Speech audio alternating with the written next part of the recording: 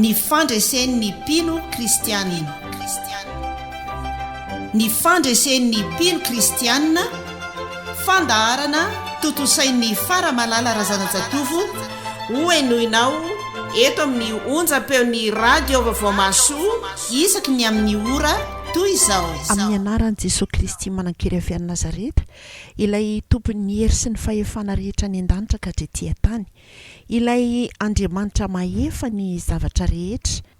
Amin'ny anarany no andeha iarahantsika miombona eto indray, eto amin'ity onjam-peon'ny radio vaovao masoa ity. Ato anatin'ny fandaharana ny fandresen'ny mpino kristianina ianao amin'izao fotoana izao ary amin'ny alalan'izao fandarana izao no androsoko indray ao atokantranonao. Mety eny ambony fiara ianao, misaotra anao ny safidy manokana ny maridrefy ny radio vaovao masoa. Anio isika dia mbola hanoy ny taridalana izay efa natombontsika tamin'ny heriny, dia ny hoe mankatoava an'Andriamanitra. Mankatoava an'Andriamanitra, fa mialohan'izay iarahantsika amin'izany dia andeha isika ara-iombona amin'ny vavaka. Vavaka isika tompoko. Ry Andriamanitra rainay tsara indrindro, rainay ianao amin'ny alalan'i Jesosy Kristy zanakao tomponay. Misaotra anao mbola tsy vizana aminay, fa mbola mitarika anay mandrakariva, ahafantatra ny sitraponao, ahafantatra ny lalanao izay tsara sy adikasitrahana no marina, ary hitarianao anay indray amin'ity anio ity araky ny taridalana hoe mankatoava an'Andriamanitra. Koa rakofy ny famindramponao ny tsirairay avy, mba ho rava ny hevitra izay mampisaraka anay aminao, dia ny fanahinao masina anazava izay tianao ambara aminay tsirairay avy, ahaizanay manaika ary mankatoa anao. Dia mitenena ary tompo fa mihaino ny mpanomponao, ka ny herin'ny teninao rehetra izay ambara eto dia hanova ny fiainanay. Amin'ny anaran'i Jesosy nanaovana izany vavaka izany. Amen. Raha tamin'ny tapabolana isika ry havana nanaraka ny lohahevitra hoe manekea an'Andriamanitra, dia efa natombontsika tamin'ny heriny indray ny lohahevitra vaovao hoe mankatoava an'Andriamanitra. Ary toizantsika izany amin'ity andro anio ity, fa mandram-piomakomanao andray indray izany fandarana izany, dia andeha isika hanasa ny rojo ny avo ry havana, hikalo amintsika n'ilay hirany mitondra ny lohateny hoe babo ndawary.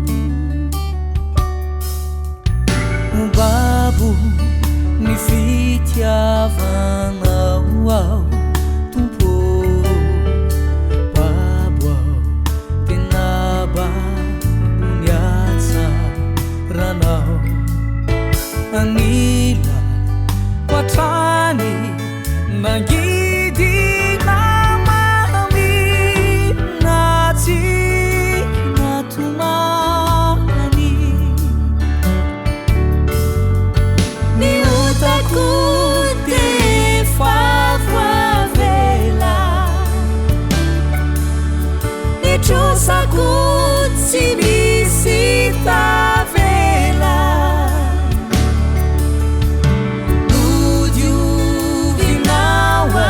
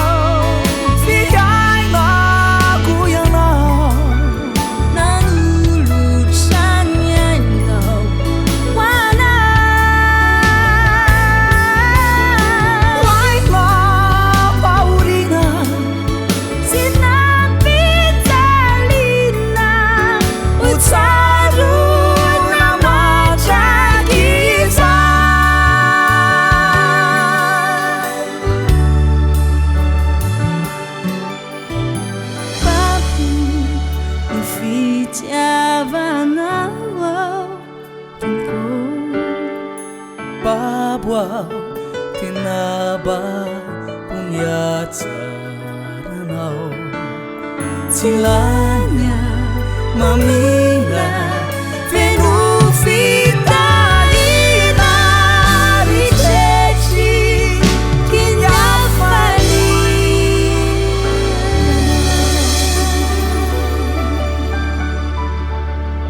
dia misaotra ny rojo ny avo sika riavana nykalo tamintsika n'izany iray izany teo fa raha tsy tena babon'i Jesosy Kristy ny fiainanao ray manontolo ny mombanao rehetra tsy hainao ny mankatòa azy na dia nanaiky azy ianao ary maro aneny manaiky amin'izao fotoana izao raha ilazana ny hoe raiso Jesosy Kristy ho tompo sy mpamonjy ny fiainanao fa tsy misy afa-tsy izy no afaka mamonjy anao ao anatin'ny olana izay mianjady aminao.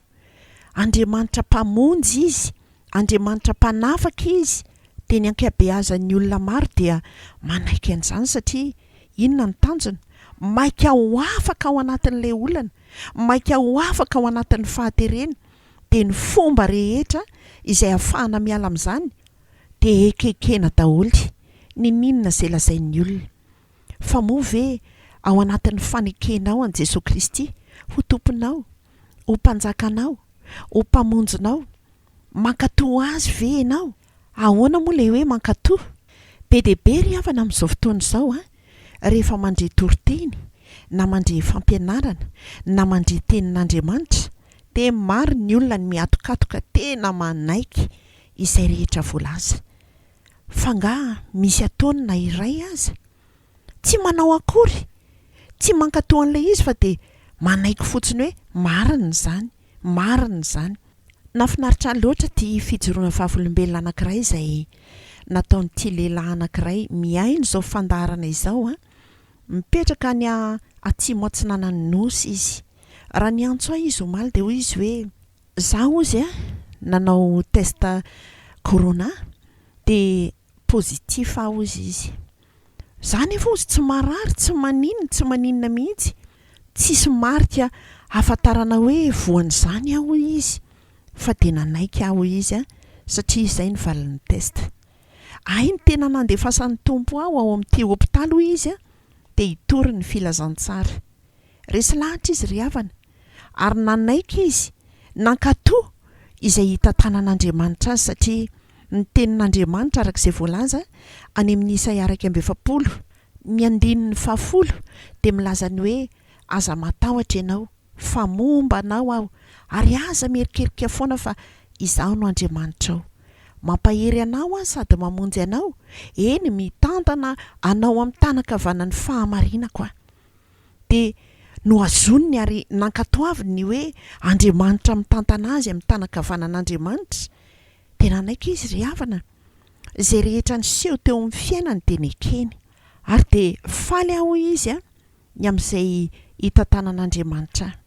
Manaiky izy ny ho-tsaboana arak'izay fahitany ny manam-pahaizana azy, fa ny zava-dehibe aminy dia izao hoe ny fitantanan'Andriamanitra azy ho tonga ao amin'ny toerana io amin'izao andro efa fahatomorany farany izao, mba hitory ny filazantsara ary amonjena ny olona rehetra izay miaraka aminy ao.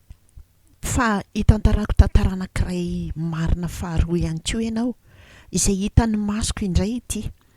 Fa nisy an'ireto fianakaviana anankiray ary zandary ny ray mpianakaviana dia tao amin'ny toerana anankiray andrenivohitra izy no mipetraka teto Madagasikara.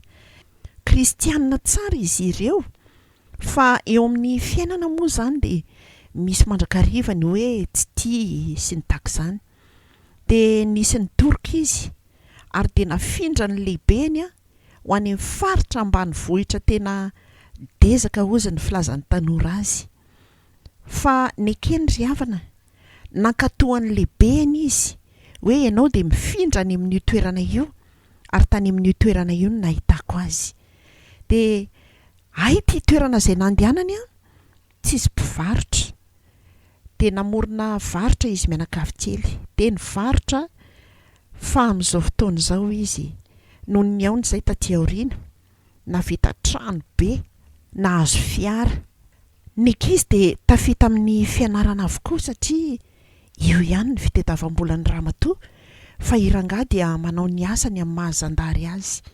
Nitarika fitompivavahana tao amin'ny toerana ambanivohitra be io ary dia niroborobo ny olona. Hitanao zany fitantanan'Andriamanitra ny fiainan'izy ireo zany, izany ny nankatoaviny. Te hisarika ny sainao ary havana amin'izao fotoana izao hoe na inona miseho eo amin'ny fiainanao dia ekeo ary mankatoava fotsiny ihany. Fa Andriamanitra ny miasa amin'ny fomba mahagaga izay tsy takatry ny fisainanao izay tsy azonao anaovana kaontikanty. Fantatr'Andriamanitra nge isika rehetrarehetra izao fa olona manaiky azy izany tsy manaiky fa lehibe Andriamanitra. Manaiky avokoa na iza na kristianina na tsy kristianina dia manaiky fa io Andriamanitra io dia lehibe. Fa hatraiza ny fankatoavana azy. Ary rehefa manaiky azy ianao dia anehoany toe-javatra anankiray izay sedra fizahan-toetra avelany ara ny fankapanahy andalo eo amin'ny fiainanao, ijerevany sy ahafantarany hoe hatraiza loatra ny fankatoavantsika anazy. Tsy fantatro hoe inona ny olana misy eo aminao amin'izao fotoana izao. Sa hoe mandalo aretina mahavaivay ve ianao? Mandalo tsy fisiana mahavaivay ve ianao? Dia ahoana hoy izy ny tenin'Andriamanitra eo anoloan'ny zavatra rehetra izay mitranga eo aminao? Mova izy tsy efa niteny any amin'ny Jeremia 2:17-20 fa izaho no Andriamanitra ny nofo rehetra, moa misy zava-mahagaga izay tsy haiko fa ao ny mamerivery saina hoe amin'izao fotoana izao rangaha tsisy an'izany fahagagana avy any an-danitra izany intsony tsy miova Andriamanitra ry havako. Araka ny voalazan'ny Hebreo 7:20 hoe Jesosy Kristy tsy miova omaly sy anio ary mandrakizay. Izay efa hainy nataony hatramin'izay hainy atao eo amin'ny fiainanao. Marary angamba ianao amin'izao fotoana izao. Jesosy ngeka nanasitrana ny boky, nanala ny rovo sy ny tazo sy ny aretina rehetra ary mbola hainy atao zany amin'izao fotoana izao. Dia mety anontany ianao hoe tsy andeha dokotera intsony ve zany? Araka ny fampianarana izay tarihanantsika mandrakariva eto amin'ny onjam-peo dia ny hoe mivavaha aloha. Raha vao manomboka marary ianao dia mivavaha. Miantoraha amin'ny Jesosy Kristy, anasitranany ianao.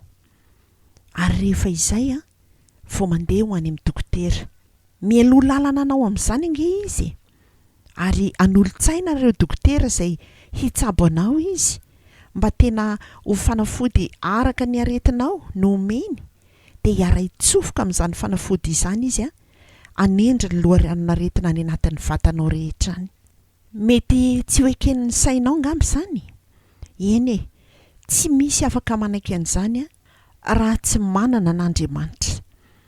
Ny fananana an'Andriamanitra dia ny fananana ny teniny. Ary tsy vizana ry havana mamerina fa mamaky Baiboly. Ao ange Andriamanitra ny manasitrana antsika ary ahazahoana aina ihany koa araka ny voalazan'ny ohabolana 4:2 hoe fa aina ho an'izay mahazo azy izy ary fahasalamana ho an'ny nofony rehetra.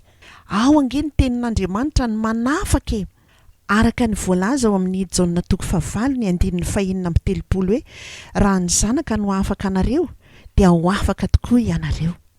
Ao ange ny tenin'Andriamanitra no ahafahantsika mankatoa azy araka ny voalazan'ny Jeremia 2:5 hoe mihaino ny feoko ary mankatoava ireny arak'izay rehetra andidiko anareo dia ho oloko ianareo ary izaho kosa ho Andriamanitra reo.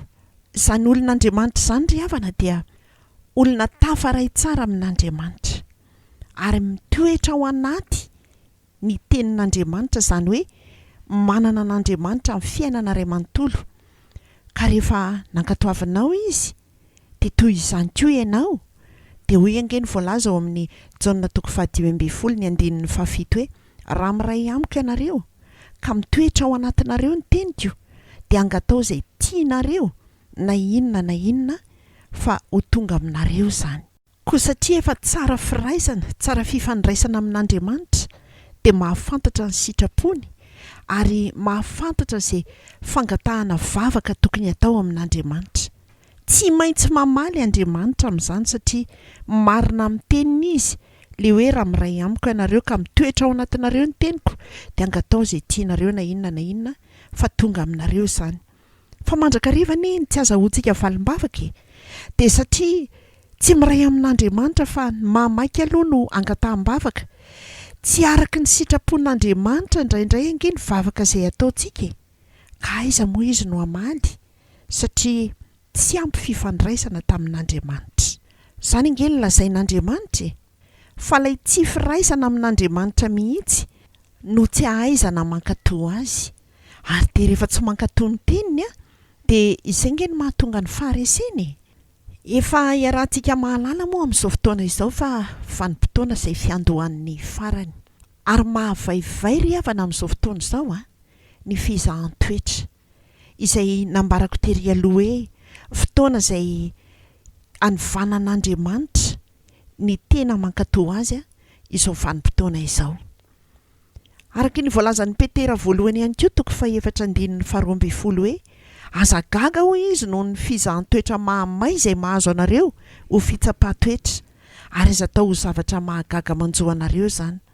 Ninona izay miseho amin'ny fiainanao aza gaga amin'izany satria vanim-potoanan'izany mihitsy isika amin'izao fotoana izao. Fa moa ve manaiky an'Andriamanitra ianao, mankatoa an'Andriamanitra ianao. Fa raha toy izany ianao dia ho mpandresy amin'ny ady rehetra izay hatrehanao.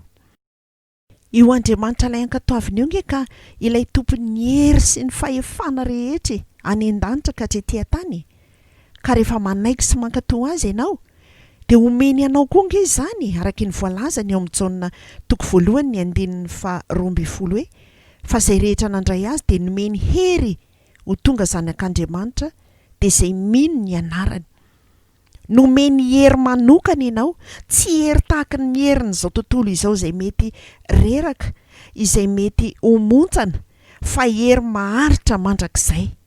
Tantara fahatelo izay tantaraiko anao ry havana atao anatin'ity fandarana anio ity dia tantarana fianakaviana anankiray izay nanoratra taty amiko.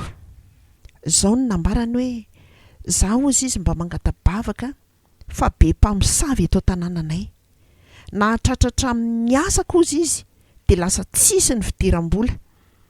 Izaho izy efa nandray an'i Jesosy fa misedra olana. Dia gaga ihany ny tena manoloana an'izany. Ahoana moa izany hoe nandray an'i Jesosy Kristy izany fa tratra ny asan'ny lay ratsy, tratra ny asan'ny mpamosavy. Izaho ry havana tsy miteny hoe tsy ho tratran'izany mihitsy isika fa eo anatrehan'izay mety fandalovan'izany na ho fahatratraran'izany no tena tian'Andriamanitra ankatoavana azy hoe nankatoavinao ve ny teniko izay nilaza taminao fa omeko anao ny hery sy ny fahefana rehetra anitsaka ny menarana sy ny maingo ka ary andresy ny hery rehetra araka ny voalaza ao amin'ny Luka 10:7-12 izany lazaiko anao izany. Eo amin'ny fotoana izay andalovana ady sarotra eo ange ny tena tian'Andriamanitra hanehoantsika an'izany hoe fankatoavana azy izany. Fa tao lasa ianao indray no nalemy teo anatrehany.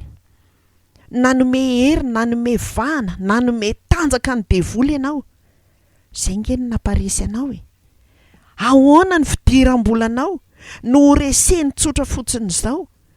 Samy resaka fanahy io fa tsy hoe niditra tao an-tranonao raha ny azoko tsara ka hoe nandray na nikitikitika ny volanao, tsy izany.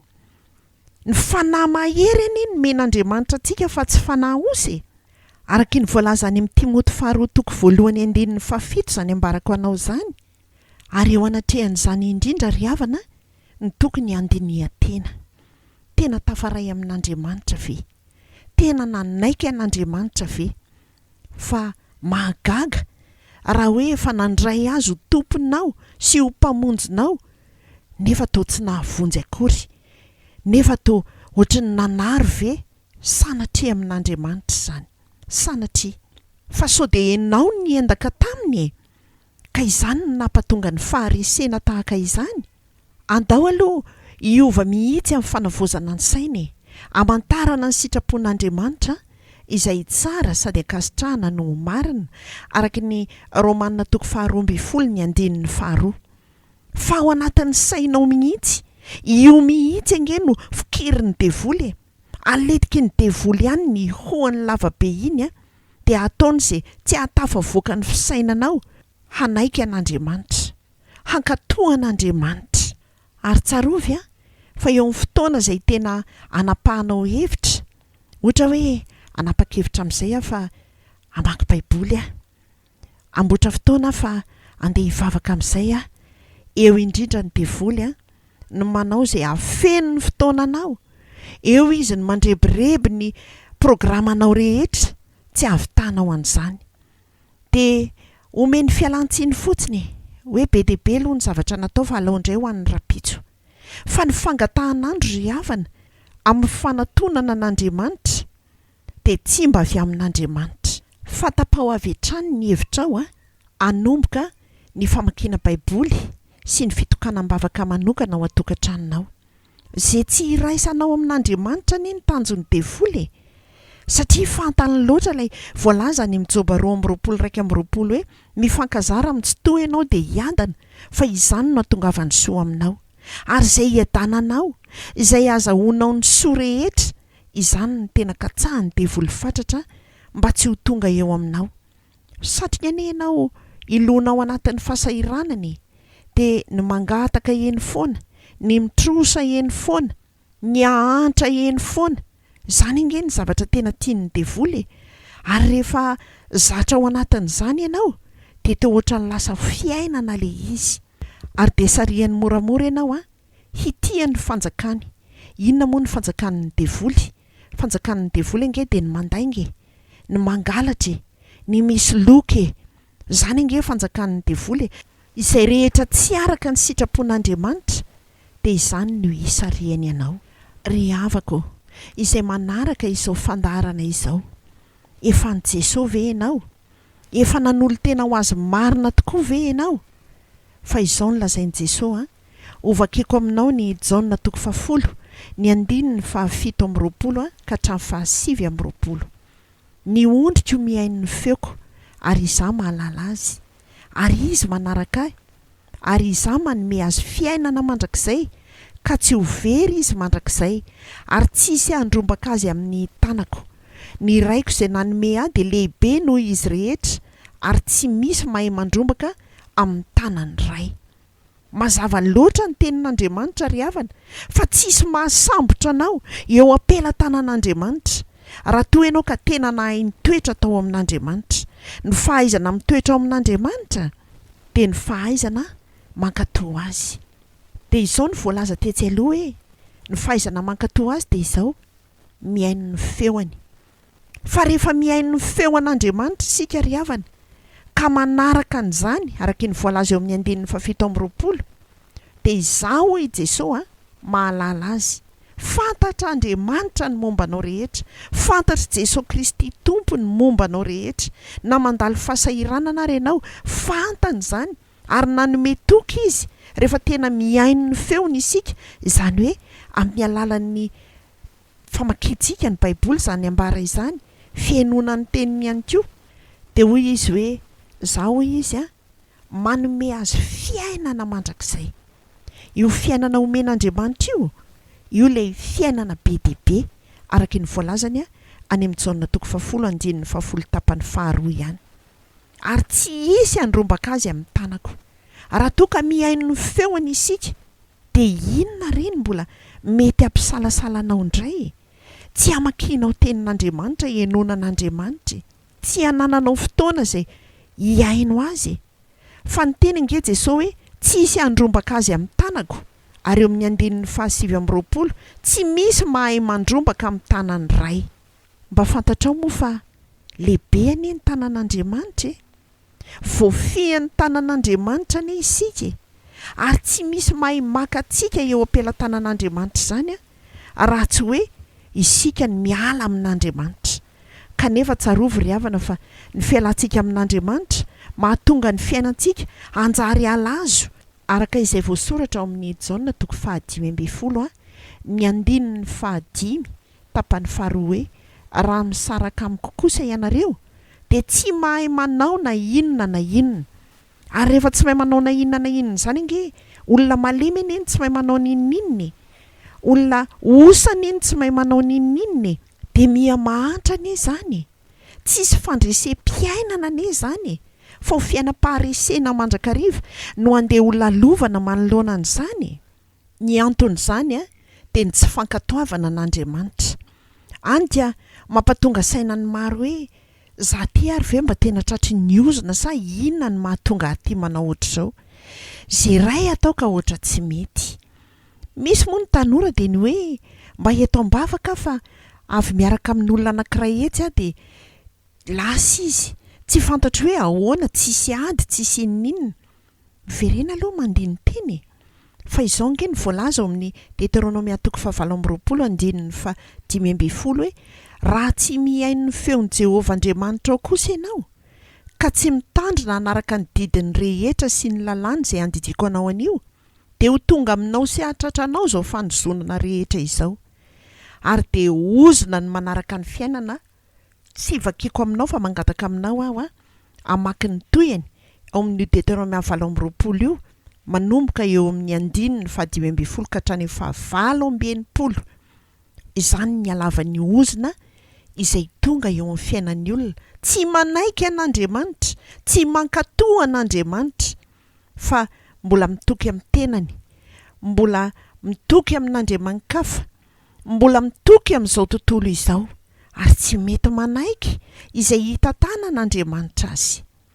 Amaraparana ny fotoana sahady sika ry havana, fa izay tiako antitranterina aminao dia izao hoe izay rehetra mitranga eo amin'ny fiainanao aza ataonao mampiferin'aina. Efa voalaza any amin'ny Tesaloniana 5:5 ny 2:12 ka hatramin'ny 7:20 hoe mifalia mandrakariva, mivavaka aza mitsahatra, ary misaora amin'ny zavatra rehetra, fa izany ny sitrapon'Andriamanitra ao amin'ny Kristy Jesosy ho anareo. Aza mamono ny fanahy. Izany hoe ninninona izay mitranga eo amin'ny fiainanao dia hifalio. Esory ny fahasorenana, esory izay mety ho fahasiahanao ateraky ny zavatra rehetra izay miseho, fa izany ny tanjon'ny devoly izay hahatongavanao ao anatin'izany mba tsy handresenao an'izay olana rehetra mitranga. Inona no atao ao anatin'izany? Mivavaka aza mitsahatra.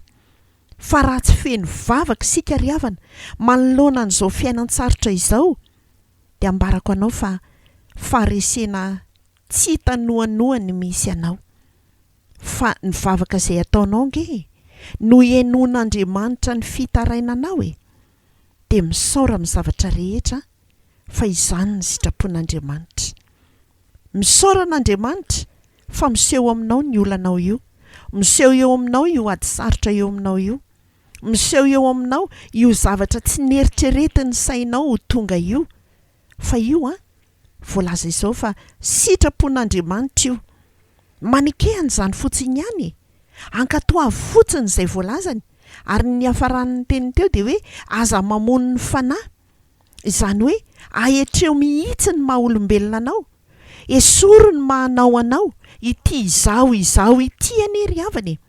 Io nge ny mahatonga ny faharesena ho an'ny mpino kristianina, fa esory io fa mamono ny fanahy io. Aleo ny fanahy masin'Andriamanitra angatahana isan'andro tena hameno, anjaka ao anatin'ny vatantsika ao. Aza hososeny, aza lotoina fa masiny. Zany masiny izany nge madio dia aza fangaroaroina amin'ny loto fa efa niteny Andriamanitra hoe halako ny fivoriana masina aroarom-paharatsiana hoy izy.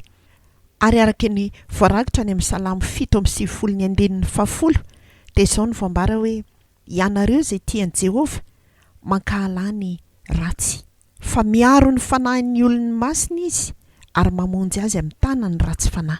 Izay no fandaharantsika androany fa nisy taminareo ny nangataka ny hoe mba havereno ilay fomba famakiana baiboly sy ny vavaka izay atao mandritra ny tontolon'andro, dia indro ary averiko aminao farany. Fa vao mifoha ianao na tianao ao am-pandriana hitsangana avy hatrany ianao dia mamaky aloha salamo. Ny salamo dia mitarika antsika ho amin'ny vavaka, Ary rehefa avy mamaky salamo anankiray ianao a dia mandoale mivavaka.